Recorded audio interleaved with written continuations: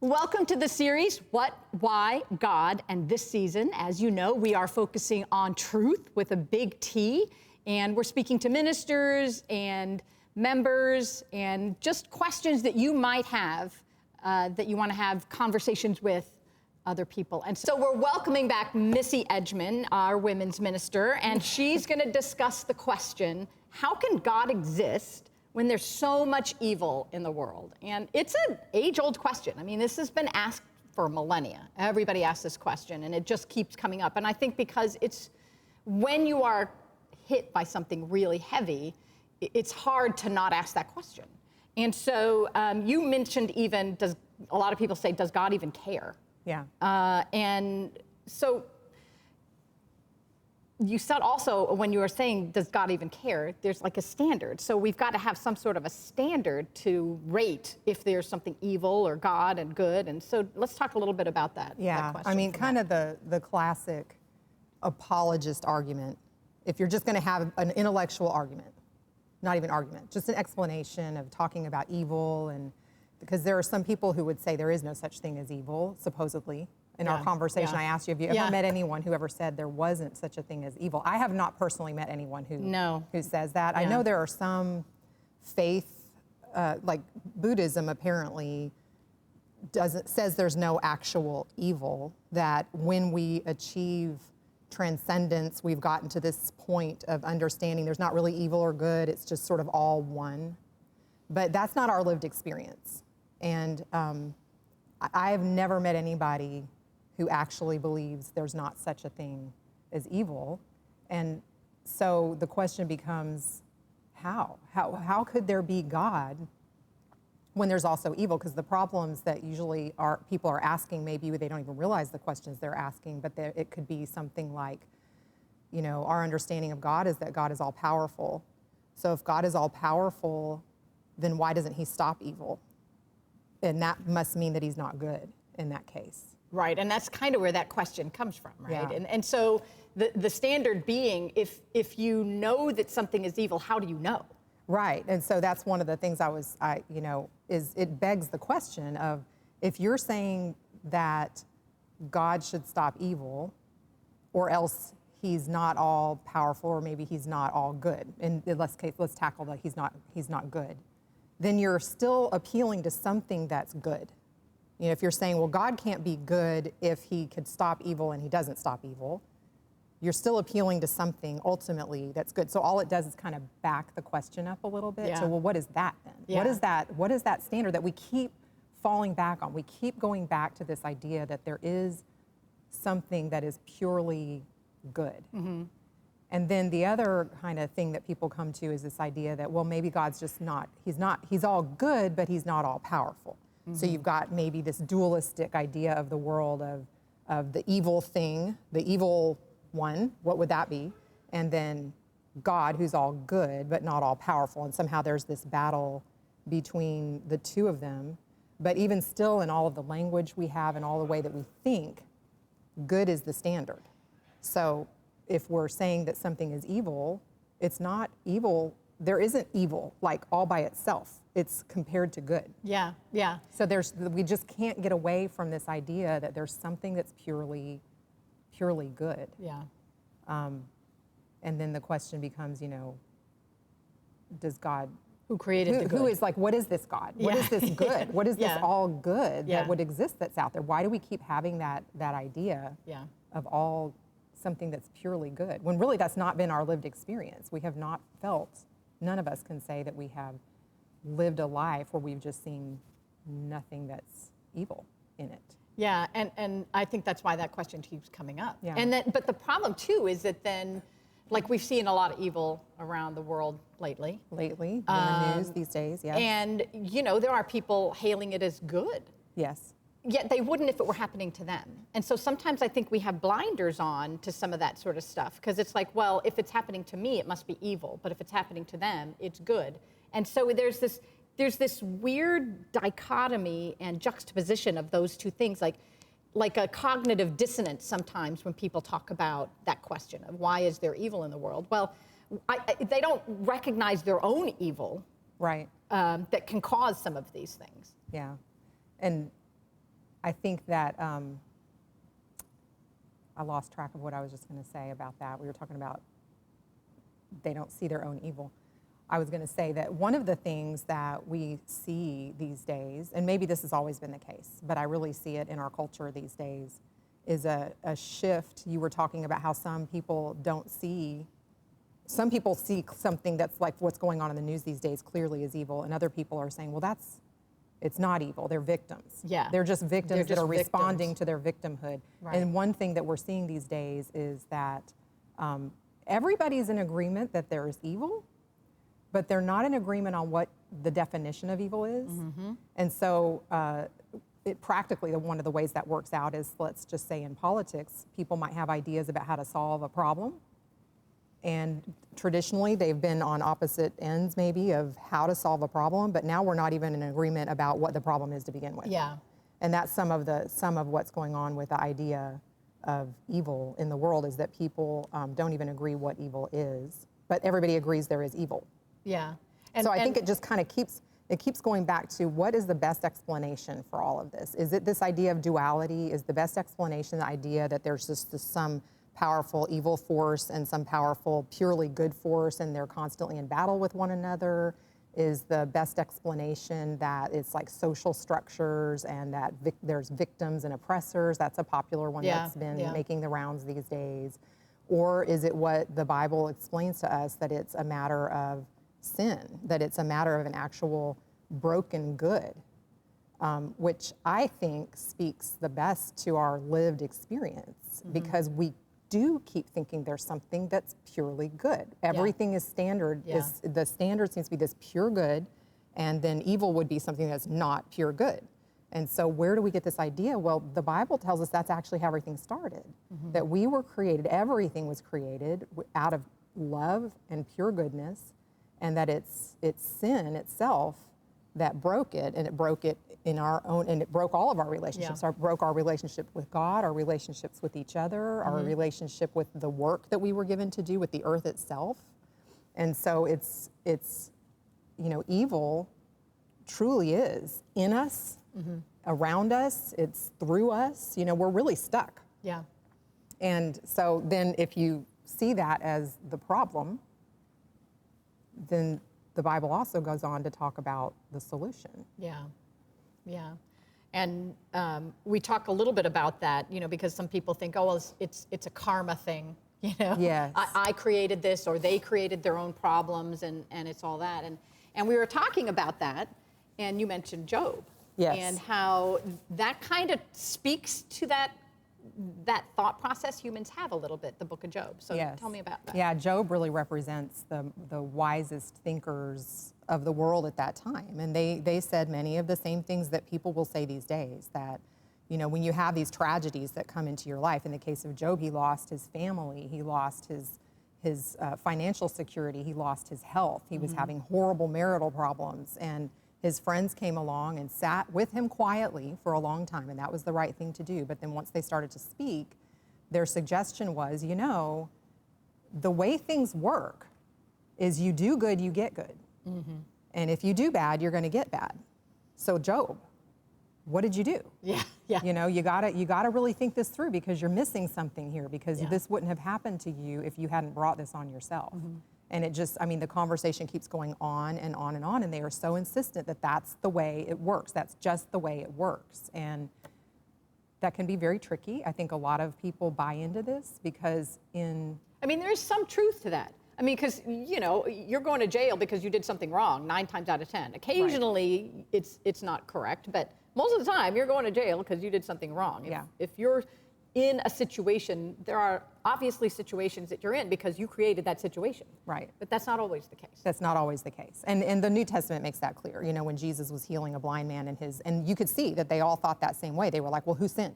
Who sinned, this guy or his father or his parents, because he was blind? And Jesus was like, neither.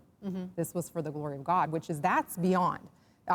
We do not normally think this way about the difficulties and illnesses and things like that in our lives. I think our default is very much like the friends of Job, to say, and sometimes we're hard on ourselves. We're like, what did I do?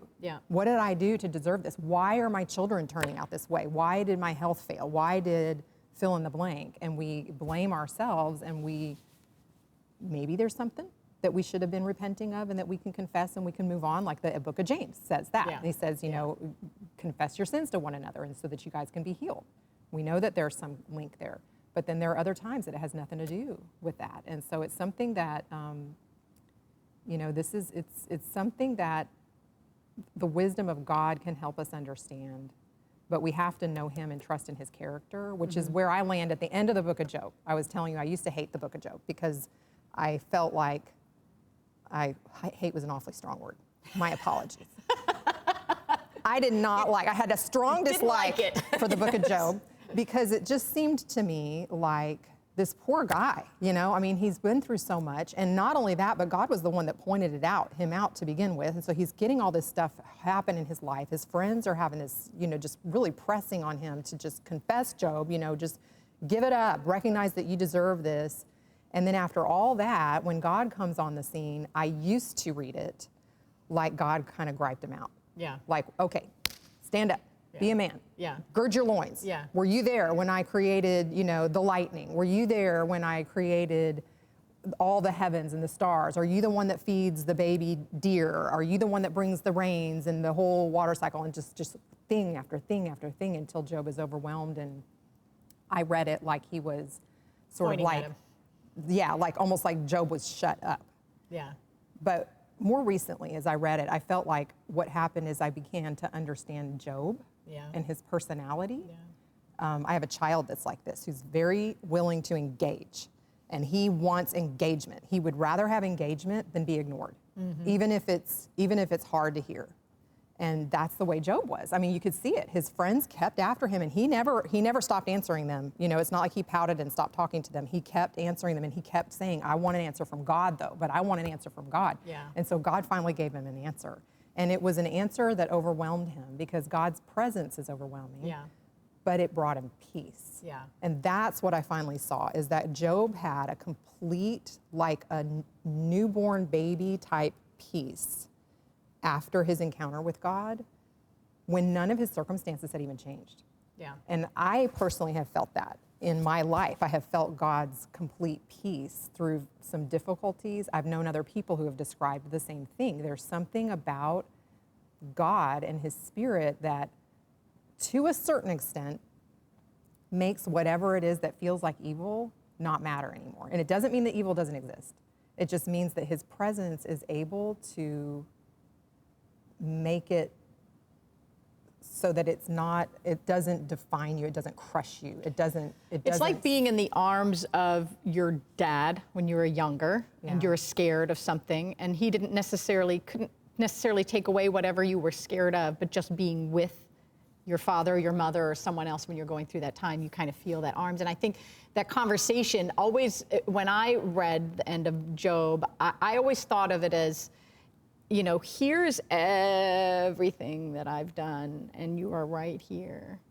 And so it is kind of that comforting of, I don't need to worry about all of this. What I'm going through is not great. I'm not going to lie. It's not fun at all, but I know that God has a much better, bigger picture, and that he's going to take care of it. And I would encourage anybody who has a friend who's going through something that is what we would consider evil or very, very difficult, to be a listener, like Job's friends were initially, and not be somebody who can come in and placate. We talked a little bit about that, because sometimes when we're in those hard moments with our friends or family and we want to make them feel better, they're like, well, God can use this, or they say things, and sometimes you just need to listen in those times and pray with them. Yeah, just be there, which is ultimately what God does. You know, we're being like the presence of God when we can just be there with somebody who's in the thick of it, because it's not really time to have an intellectual discussion about why, you know, how God uses these things. We don't always know how God uses these things, but we do know he wants us to be unified with each other and with each other. Yeah. And then I felt like the other really important thing to point out when it comes to the discussions of evil is that it's a thing. It exists. The reason it exists is because of sin. We were created good and pure, and everything was very, very good. And we live in a broken world as a result of sin. And it just kind of multiplies on itself, but God didn't leave it that way. He intervened. He entered into history. He actually became human and experienced more evil than any of us have ever experienced, because it was a cosmic kind of evil that he experienced on our behalf. So he has redeemed us, and then there's also the hope of restoration, which includes judgment. And so part of what people need to know is that evil isn't just going to be brushed aside. God's never just brushed it aside, ever. He is consistently, through the Old Testament and the New, he's told us, you're supposed to be holy because I'm holy. Jesus said it, like, be perfect, therefore, as your heavenly Father is perfect, which, of course, we know is impossible. Yeah. We can't be perfect, but that's his redemption is given to us so that we become perfect, so that when there is a judgment and all evil is actually removed and things are made new again and renewed, we're not removed. Yeah. Because he's given us his righteousness. Yeah. And yet the evil is removed. So everything that's been done that's evil is going to be removed.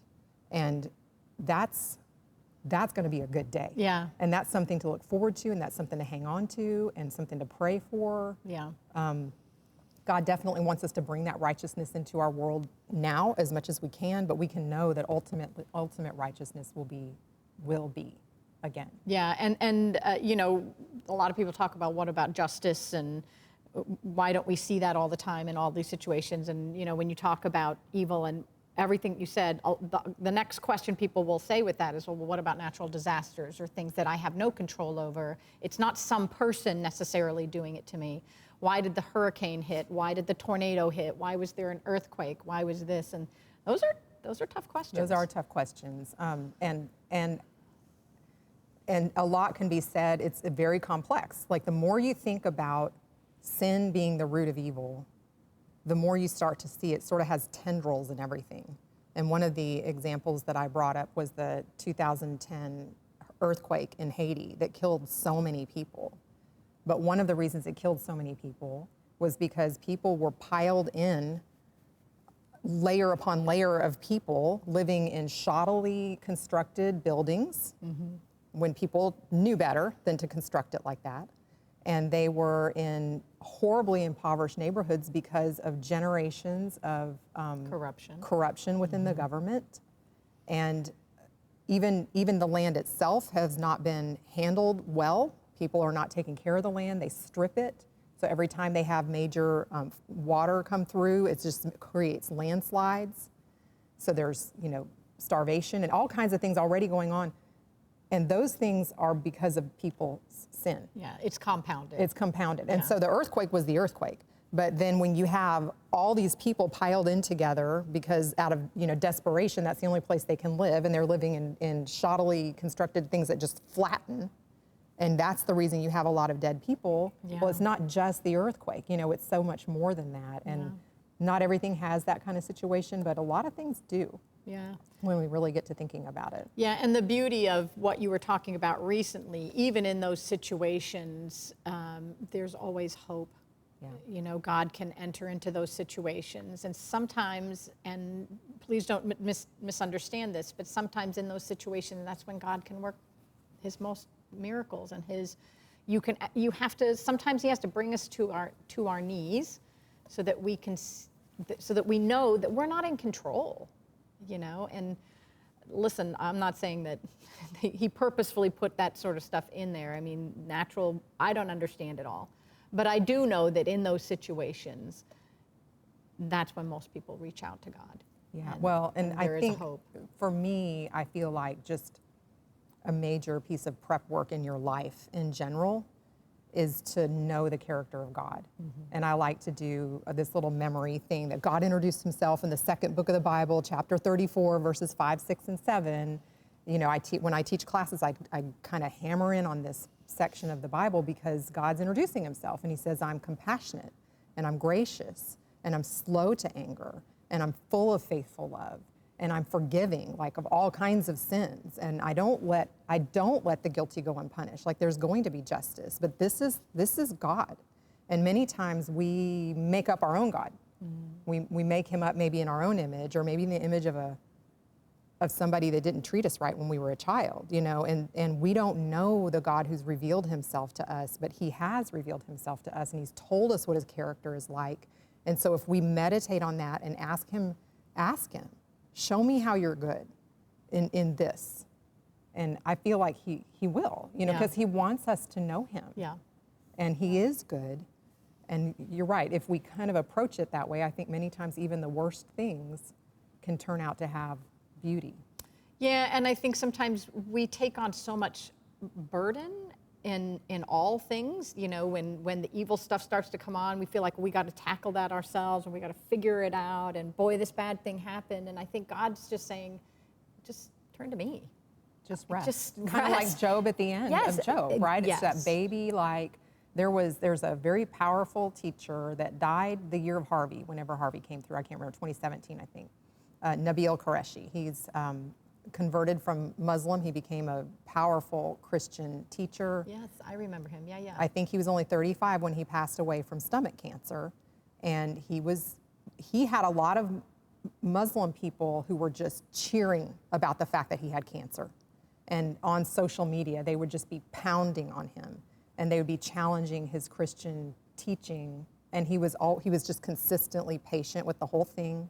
And he was very public with his treatment process in MD Anderson at that time. And for a little while, I was following him on Twitter. He was worried about not finishing well. He was worried that as he was getting close to death, that he would have fear, and that somehow that would make his Christian witness seem like it wasn't sincere. And then he realized that he was putting too much on himself, more on himself than God did. Because God didn't say, look, I want you to be perfect, like you're gonna finish well. I want you to just like suck it up and pretend like you're not scared, even if you feel scared. God didn't put that on him. No. And something about the realizing that God didn't expect any more than just trust releases the fear. And he did die well. Yeah. And And there's beauty sometimes in when you see what others would say, well, why is this good person, you know, because why does evil happen to good people? You know, why is this good person having this? Because you can see God oftentimes through people in their worst times and trials, and you can see, I mean, we all die. And so, you know, if you get a chance to see somebody die well. yeah. And with community. Yeah. You know, that's what Jesus prayed for Yeah. us, is that we Yeah. would be unified, that we would have this community. Yeah. And so a community of believers coming around a believer Yeah. is Surrounded a in powerful, love. powerful witness. And yeah. having the hope of Jesus as you go through all of that. So, yeah, good stuff, Missy. Thank you so much. And I see she has Mere Christianity here. Did you Yeah, want to this talk is just about a it little good, bit? I don't know, this is just generally good. If you've never read Mere Christianity, C.S. Lewis struggled a lot with the idea of faith. One of his biggest things was, why is there evil in the world? You know, how can there be a God with all the evil in the world? And then he realized, I'm assuming an ultimate good when I asked that question. So that was actually one of the things that sort of brought him around to being a Christian eventually, and he's been one of the most powerful writers of this century, I would say. So if you haven't read Mere Christianity, I recommend it. Yeah, very good. Well, thank you so much for being with us. It was a great conversation. I hope we tackled it in a way that kind of gave you a little bit more of the breadth of that question, because it can't be tackled in a 15, 20, 30-minute conversation to its full extent. That's a lifetime. Yeah, for sure. But I would just ask you to just lean into Jesus. Ask God to come into those moments when you're feeling really under attack, and just know that no matter what, he will envelop you in his arms, and he will surround you with his love, and he will whisper in your ear, you are mine, when you call out to him. And so thank you so much for joining us today. I hope you had a good time listening to us, that you got a few nuggets there. Remember that when you are in the midst of having a conversation with somebody that's tough, ask a lot of questions and be a good listener. And remember to like, subscribe, and share with somebody you think might be encouraged by this conversation. Have a great day.